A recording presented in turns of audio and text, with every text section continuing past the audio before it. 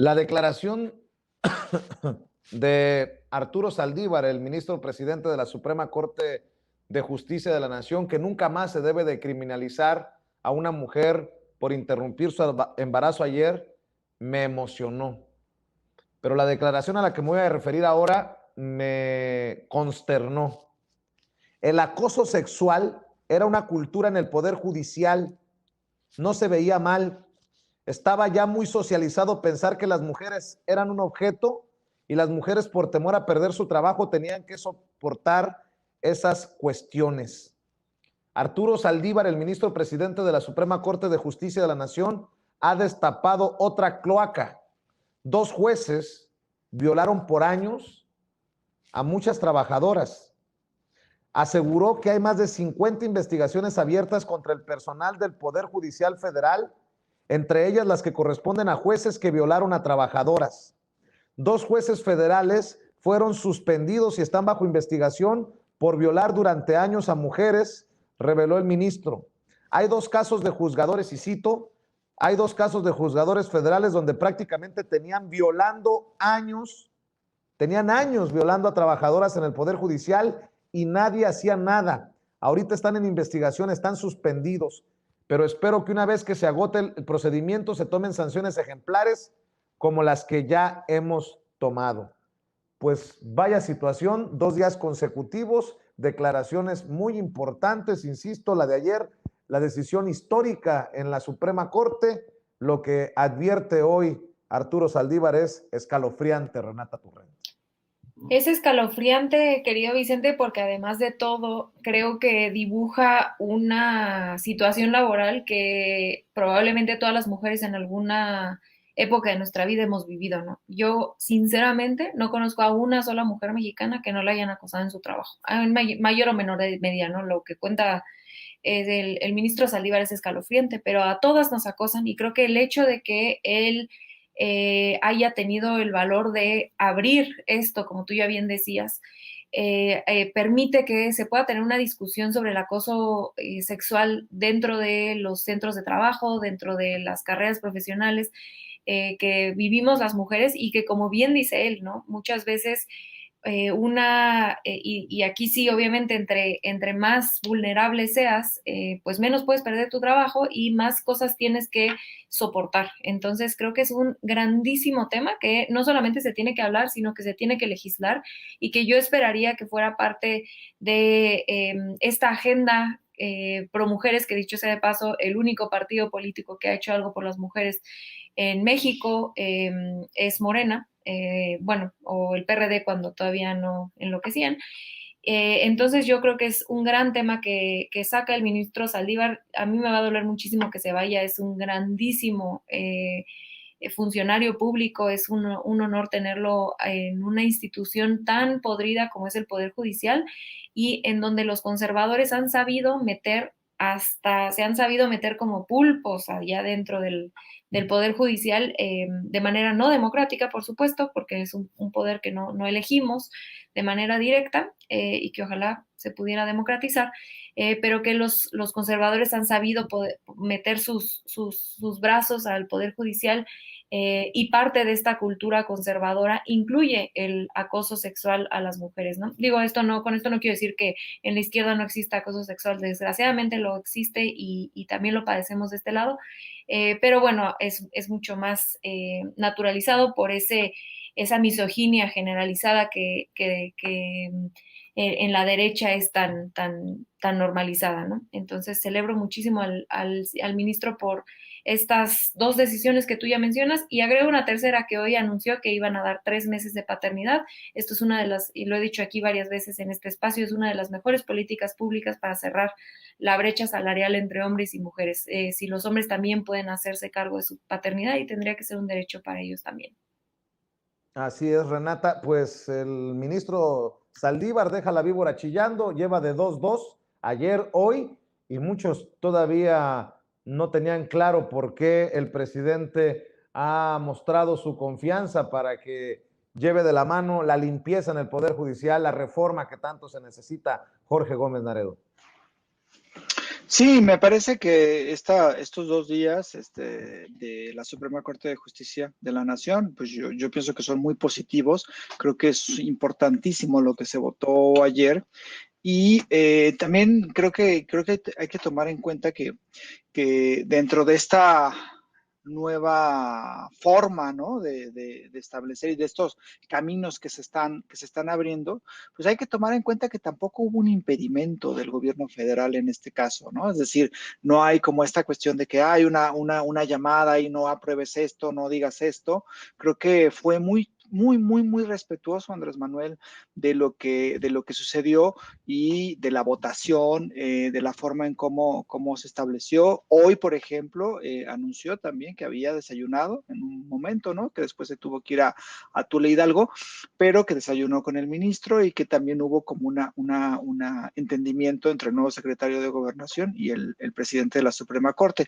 Entonces, me parece que eso también es algo que es muy interesante observarlo y que creo que también hay una gran apertura por parte del gobierno federal, ¿no? Y esta idea que se tiene, ¿no? Y esta idea que intentaron poner muchos conservadores, ¿no? Que seguramente están en contra de la despenalización del aborto y que durante muchísimo tiempo hicieron una campaña para decir que el gobierno federal era un gobierno que estaba en contra de las mujeres y que era un gobierno, pues, en ese sentido, que estaba en contra de todos los derechos de las mujeres. Creo que pues eso poco a poco se ha ido cayendo y me parece que sí se abren muchísimas posibilidades, una lucha que se venía dando muy intensa y que creo que ayer tuvo un gran triunfo. Entonces a mí me parece que es algo muy, muy, muy positivo y que como se ha repetido aquí, pues hay cosas muy, muy, muy, muy buenas que se están dando en nuestro país. Querido Jorge Armando Rocha, para cerrar, no a la criminalización del aborto, no a la criminalización de la mujer que decide interrumpir su embarazo y no a la impunidad por el abuso sexual precisamente de mujeres, así sean jueces los verdugos, Jorge Armando Rocha. Así es, estimado Vicente. Nada más déjame agregar de el debate pasado, nada más para dar un dato para aclarar el tema del Universal. Déjame agregar que ese es un dato irrebatible. El Universal fue el diario, fue el impreso que más recibió dinero público de la presidencia con Enrique Peña Nieto. Y creo que pues eso está claro. Están padeciendo a la 4T por esa situación. Venían de estar en la gloria y para ellos esto es el infierno cuando se acabó el dinero. Y bueno, esto que dices es muy importante.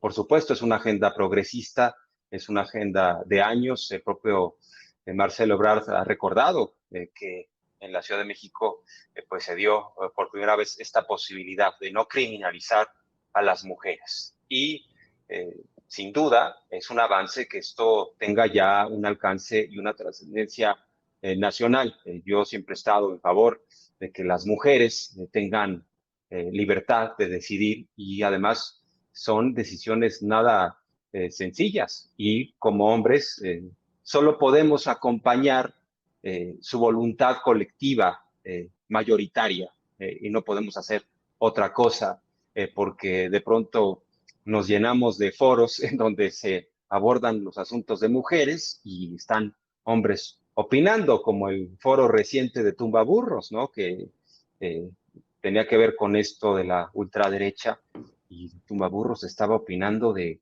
algo que tenía que ver precisamente con las mujeres.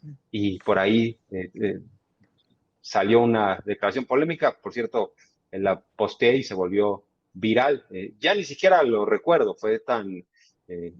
son de esas cosas que tienes que desechar porque es pura basura, ¿no? Lo de tumbaburros.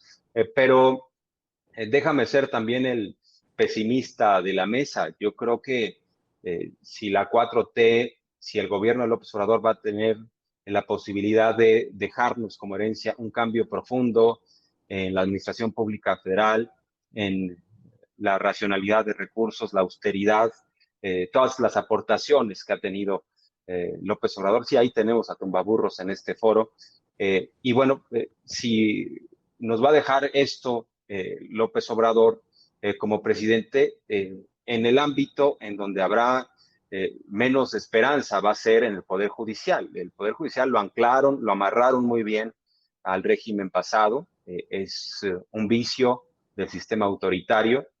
Nos hicieron ver, y eso está creo que en la mentalidad de muchos, nos hicieron ver que era intocable el Poder Judicial, que los jueces y las jueces eran una suerte de hombres y mujeres impolutas que se dedicaban nada más a la justicia y su palabra, como diría la canción, es la ley, y que estaban para impartir justicia. Ahora tenemos a un ministro que, como presidente de la Corte, nos hace ver los problemas de corrupción, porque también un discurso en donde cimbró a muchos, me incluyo, fue cuando dijo, si la corrupción es un mal, es el peor de los males cuando se vende la justicia, y se los dijo a jueces, a ministros, a magistrados, y estamos viendo que persisten los vicios, lo mismo el tema del acoso. Imagínense que quienes deciden asuntos al exterior sobre violaciones